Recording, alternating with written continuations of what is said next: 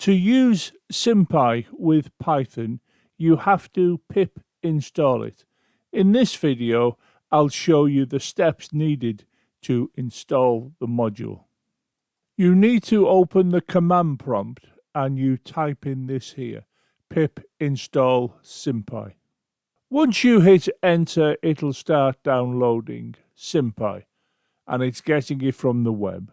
So you simply wait, then it'll say installing collected packages, and you wait, and then it'll return with this statement here, successfully installed. So you now need to quickly check if it's there by writing a simple program that I'll show you next. You can see I've started an editor for Python, and on the first line here I've wrote out import SymPy, and on this line I'm simply going to print the version number of SymPy. And if this gives me a version number, when it runs, then I know it's been installed.